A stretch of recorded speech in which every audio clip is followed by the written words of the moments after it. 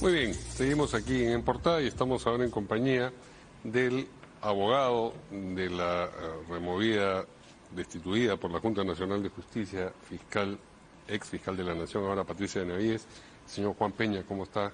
¿Qué tal? ¿Cómo le va? Y respecto de la señora Benavides, pues hay varias noticias. La más importante de ellas es una carta de Sara Goray, cuyo contenido se ha conocido en días recientes. Entonces, vamos a empezar con un pequeño informe que da cuenta de aquello que acabo de mencionar.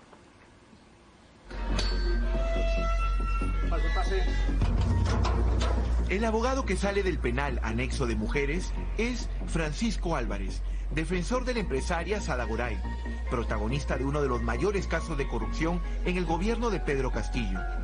En sus manos lleva unas hojas con un testimonio revelador.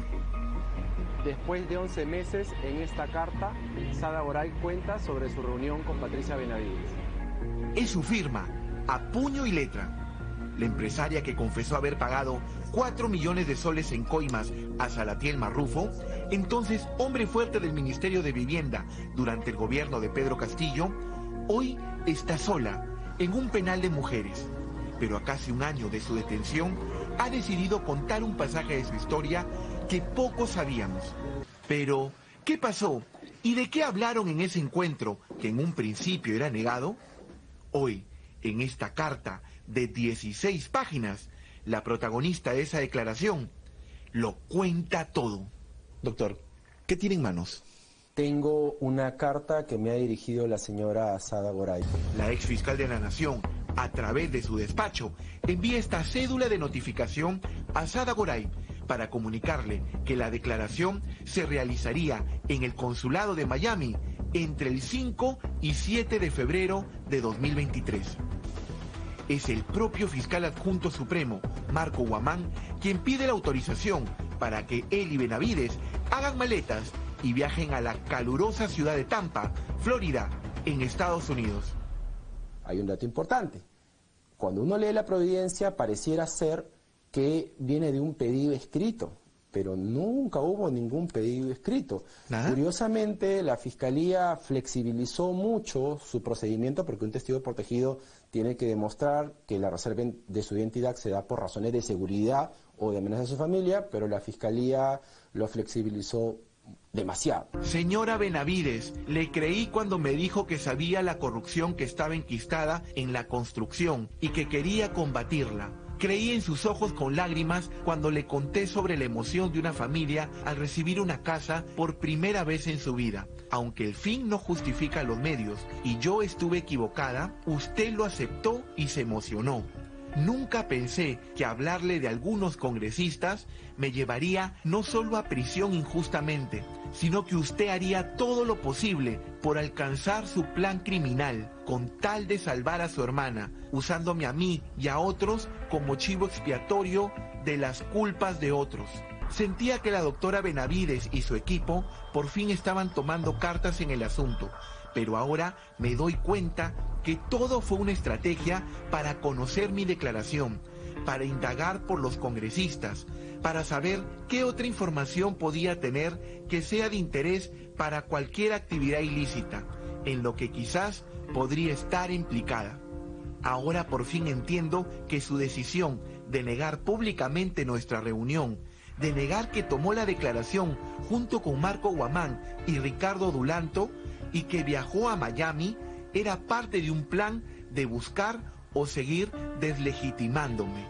Ese viaje fue un viaje para captar información. Fue un viaje, entendemos, para poder advertirles al grupo de congresistas qué es lo que la señora Goray, que en ese momento, incluso recuerda, ya había sido citada por el Congreso de la República en los primeros días de diciembre del 22, tenía que decir. Luego de recordar lo que pasó en el consulado de Miami, Sada quiere hacerle algunas preguntas a los fiscales que la visitaron. A la señora Benavides, el señor Guamán quisiera preguntarles ¿qué pasó? ¿Por qué tuvieron ese interés inusitado en querer saber lo que yo conocía de los actos de corrupción del gobierno de Pedro Castillo?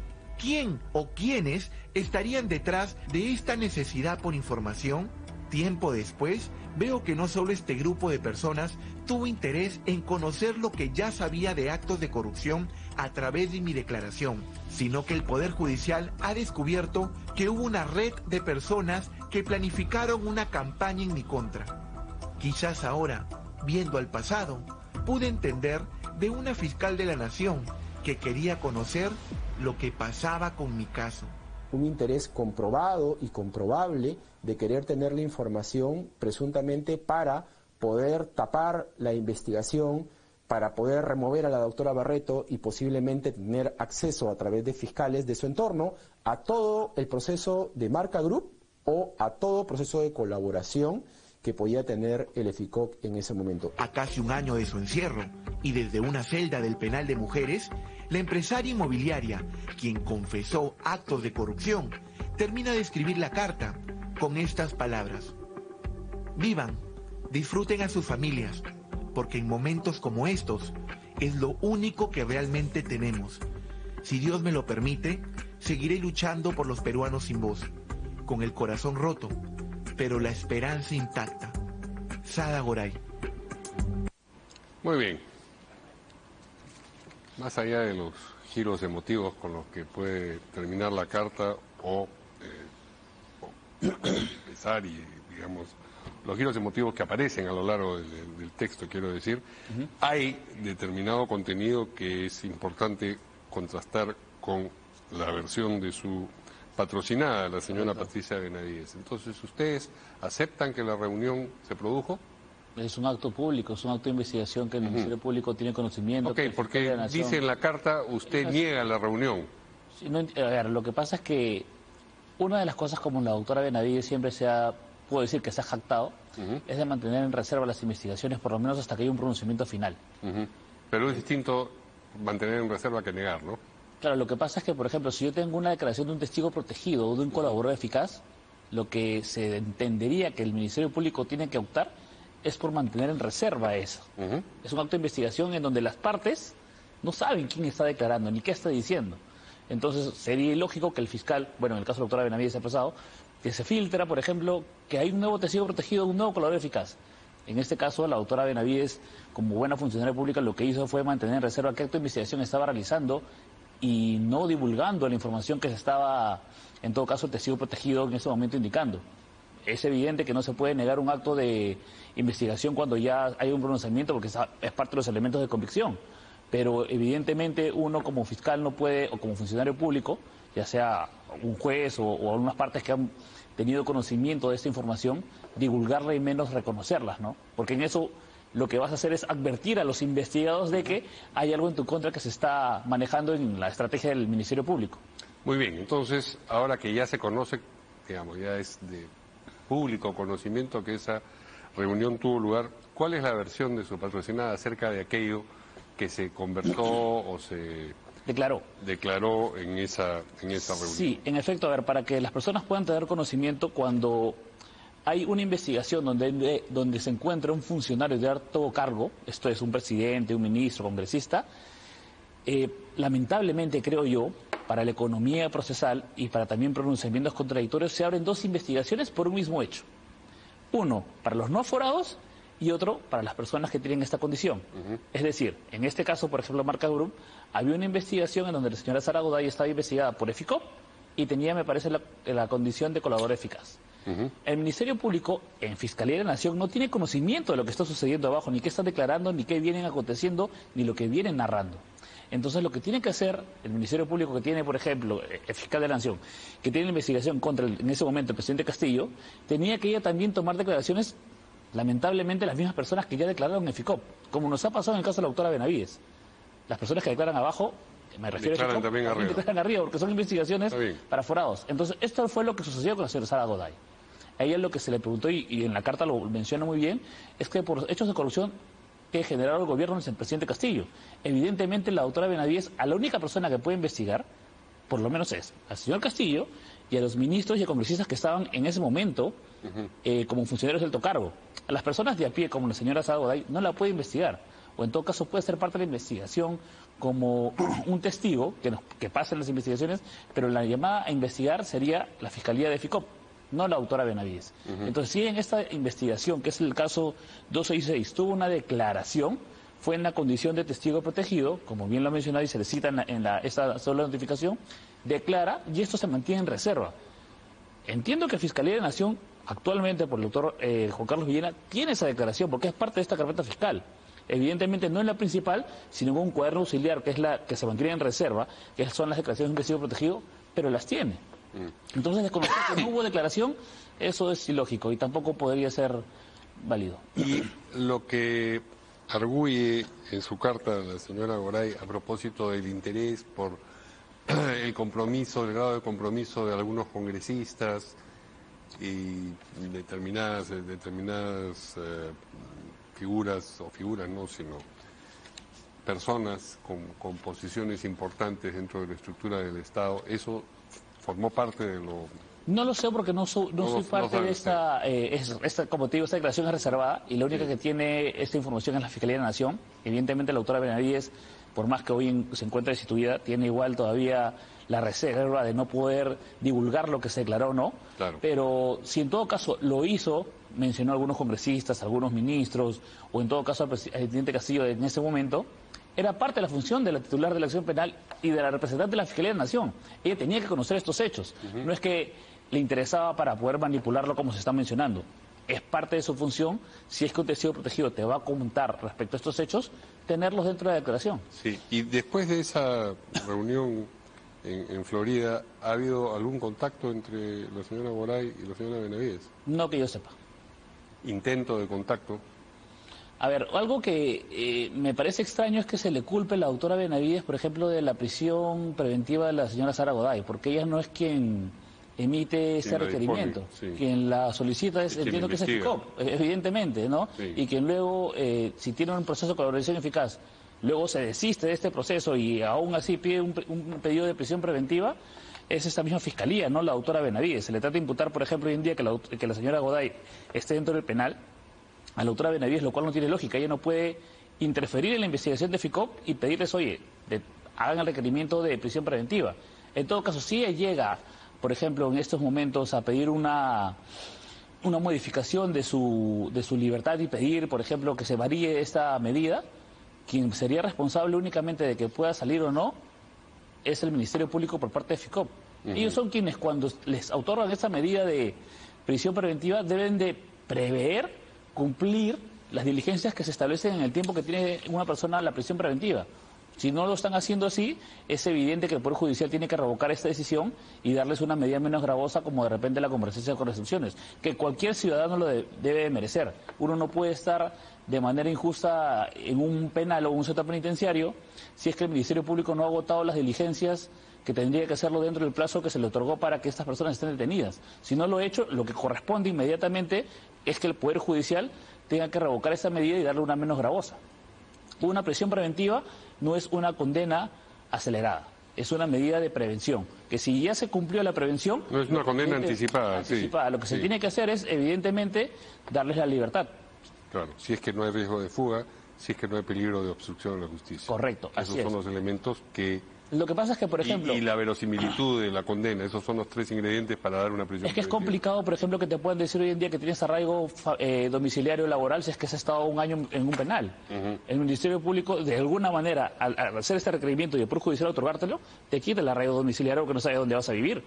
Y además también te quita si la familia vive en Lima o en el Perú... Es que no necesariamente, por ejemplo, sería... no necesariamente. Claro, sería discriminatorio indicar sí. de que una persona que vive su familia en el extranjero, tú evidentemente vas a ruir. Para eso hay una medida menos gravosa como el impedimento de salir del país. En general, ¿esta carta va a motivar alguna reacción de la defensa? No los preocupa. No, porque son hechos que, como te menciono, han sido debidamente registrados, se encuentran dentro de la carpeta fiscal. Seguramente si el titular hoy en día, el señor Villena, va a querer conocer la declaración de la señora Goday, va a poder leerla en la carpeta fiscal, no hay ningún inconveniente con ello y está todo lo que ha declarado.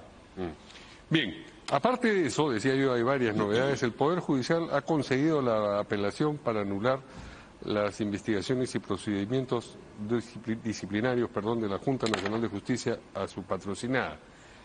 Ahora, conceder la apelación es sencillamente el hecho de decir, ok, cumple con todos los Los requisitos para apelación, ¿no? ¿no? Sí, exacto. Eso no, porque es que el verbo conceder acá es equívoco, porque hace pensar que caramba, le dieron la razón. No, es No es eso lo que ocurre. sí, como lo mencionas, es haber cumplido con los requisitos procedimentales para presentar una apelación, que está dentro del plazo, que está legitimado para poder presentar el recurso y luego lo elevan para que una sala constitucional lo pueda revisar. ¿Y eso en qué tiempo es verosímil que ocurra? Lo que nosotros, entiendo como defensa de los constitucionalistas y los abogados penalistas que estamos aportando en ello, es que no estamos requiriendo, por ejemplo, informe oral en las apelaciones que estamos planteando, porque eso va a tardar a que nos den una fecha, por ejemplo, de informe oral de aquí a 3 meses. Sí. Nosotros queremos que tomen la decisión como ellos creen, como jueces, a partir de lo que está, a lo que está en la apelación. escrito, sí. Ellos pueden, no voy a dar un argumento adicional a lo que está escrito. En todo caso, que resuelvan con lo que hay. Pero la otra parte sí puede pedir, digamos...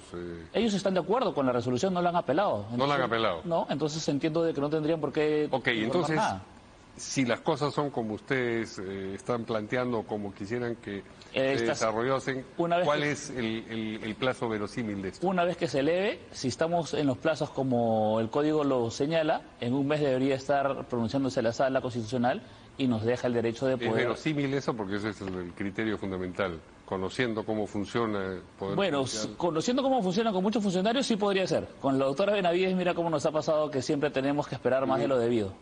Con otras personas sí tienen mayor celeridad en los pronunciamientos. En cambio, nos ha tocado luchar no solamente con algunas resoluciones sin debida motivación, sino que también con el tiempo con las cuales la hacen. Un ejemplo, la Junta Nacional de Justicia todavía no resuelve ni la reconsideración de la primera suspensión. Claro. En todo caso, ¿qué esperanza? Bueno, pues ella no la va a resolver, la de la destitución. Así es. Claro, tampoco hay fecha para eso. Tampoco hay fecha para ello. En todo caso, esperaremos el plazo de ley para seguramente presentar los recursos que correspondan. Bueno, pero digamos, si esto saliese a favor de ustedes, es previsible que la otra parte apele. Ahí sí tendría que pedir seguramente el uso de la palabra en el Tribunal Constitucional. Porque esto ya sube al Tribunal Constitucional. Correcto. Una vez que se agote... Si no le dan la razón, ustedes harán lo propio. Tengo fe de que pase en el Tribunal Constitucional. No, por eso digo, si en el Poder Judicial no les dan la razón en esta... correcto, iríamos al Tribunal Constitucional para que pueda definir. Así es. Siguiente etapa. Así es. Entre tanto, la Corte Suprema va a evaluar un asunto distinto. La apelación respecto del impedimento de salida de su patrocinada. Lo cual ya creo de que hoy en día cae por su propio peso que el pedido es exagerado. La autora Benavides, por ejemplo, desde el pedido de impedimento de salida, no solamente el requerimiento, sino la resolución judicial, se ha mantenido en el país. No tiene ninguna peligro de fuga como para poderse entender de que es necesario este impedimento de salida del país. Además, que el doctor Checkley, antes de que se solicite su inhibición, fue muy claro al indicar que esta medida se solicita y se concede cuando es necesaria la presencia del investigado para poder continuar con las investigaciones o las indagaciones. En este caso, bueno, en todas las carpetas fiscales que tiene la doctora Benavides, ella ya fue a declarar. Entonces no necesitan la presencia de la doctora Benavides para que continúen con estas indagaciones. Es más, hay 2 que tienen denuncias constitucionales ya planteadas y una que se encuentra formalizada. En todo caso, no veo la necesidad de que se continúe con este pedido y seguramente la Corte Suprema va a poder establecer de que no hay ninguna necesidad de este impedimento de salida del país. Miércoles 12 a las 9 de la mañana, así es. ¿Y ese mismo día se conoce la decisión o no? Puede darse que tome la Corte Suprema una decisión en ese mismo día o quizás nos notifican dentro del plazo de ley que puede ser 3 a 5 días, dependiendo. Pero digamos, ese punto no nos tiene mayormente preocupados a ustedes. ¿Creen que impedimento de salida no existirá? Cuando nos preguntaron en un primer momento o tomamos conocimiento de este requerimiento de la Fiscalía, fuimos de la posición de que no tenía sentido esta medida de coerción. Creemos hoy en día, con la destitución de la doctora Benavides, que es mucho mayor nuestros argumentos de que esta medida no tiene que ser concedida, sino que tiene que ser declarada infundada. Muy bien, le agradecemos mucho al abogado de la señora Patricia Benavides, Juan Peña, que nos haya acompañado. A usted, muchas gracias. En el portal. Pausa y regresamos.